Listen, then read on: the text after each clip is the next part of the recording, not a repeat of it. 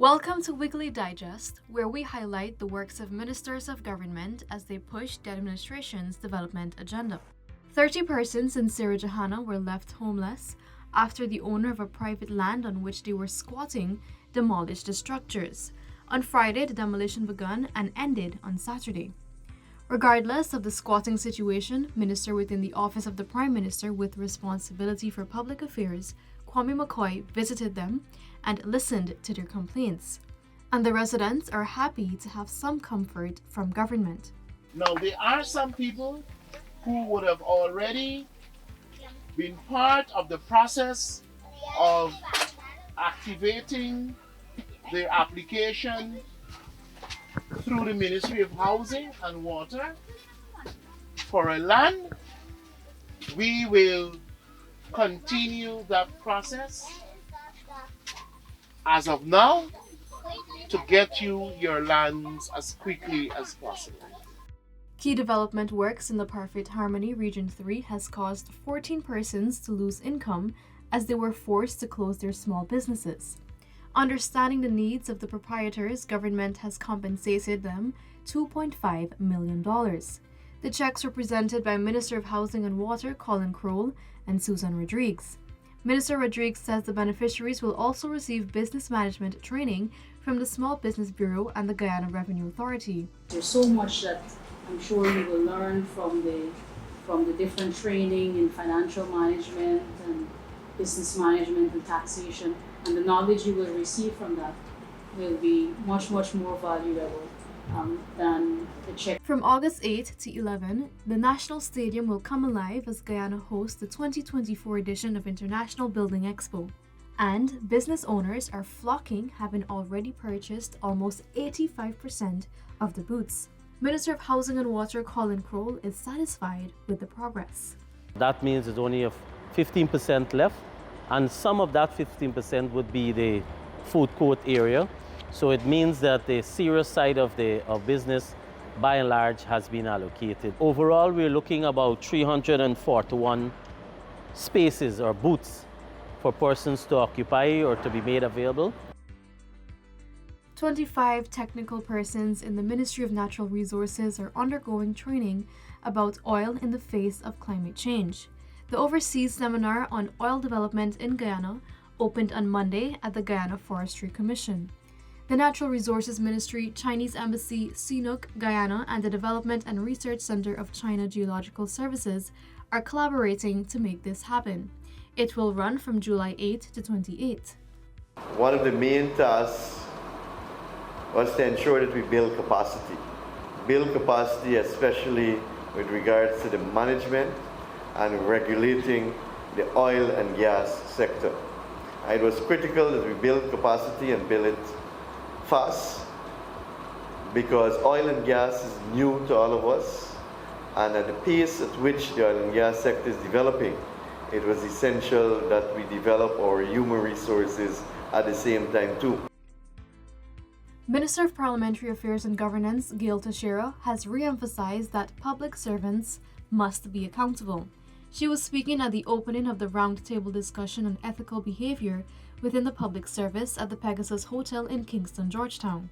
The discussion focused on how to develop capacity and provide training for elective public servants to deter corruption. When we're handling the people's money and the people's programs, we have a moral obligation to do it the right way, the best way, and to make sure that people get value for money.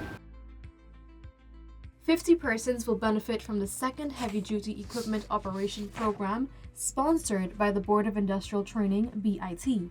During the launch on Tuesday, Minister of Labour Joseph Hamilton emphasized the role of the program in upskilling Guyanese and urged those participating to absorb all the knowledge.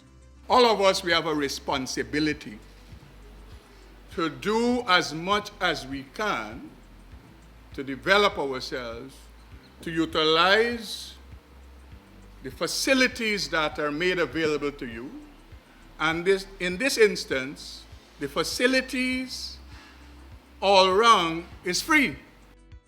Traffic management will receive a significant boost with the passage of the amended Motor Vehicles and Road Traffic Act on Monday evening in the National Assembly. The amendments bring the utilization of 24-hour surveillance cameras on major roadways into law. Noted generally, and I think admitted on all sides, the growth and development of our country. Along with this growth and development of our country, along with the investment in roads, along with the increase in vehicles on the road, we still struggle with road traffic accidents and deaths. The National Assembly on Monday passed a comprehensive bill to abolish preliminary inquiries, replacing it with paper committals. This means the written evidence and arguments of the prosecution and the defense will be reviewed rather than conducting an oral in-person hearing. It will save judicial time and reduce the backlog of criminal cases. Oral preliminary inquiries, however short they may have been intended to be, today takes about an average of 3 to 4 years minimum to be completed. So if a person is not on bail, that person is remanded to prison for this period. This is one of the main reasons for overcrowding in the prison system of our country. In a significant move to improve the infrastructure of South Georgetown, government has announced a massive developmental project worth nearly $200 million. This investment will upgrade critical roads in Rasville and Roxanne Burnham Gardens, says Minister of Public Works Bishop Juan Edgel. And within the next 10 days, the Ministry of Public Works Special Programs Unit, which is headed by this gentleman here, Mr. Colin Gittins, will be fully mobilized and the entire network of Rasville roads will be done over and all the roads in Roxanne Burnham Gardens will be done over. Minister Edgel, accompanied by Minister of Foreign Affairs and International Cooperation, Hugh Todd, stressed the government's commitment to developing these communities. That is why our primary role is to ensure that the human development of this country is a priority for us. We will continue to do that. We enjoy doing that. Let us continue to work together in unity, in harmony, with respect and love. This has brought us to the end of this edition of Weekly Digest. For these and other government-related stories, do log on to our website at dpi.gov.gy and our social media platforms as well. Goodbye.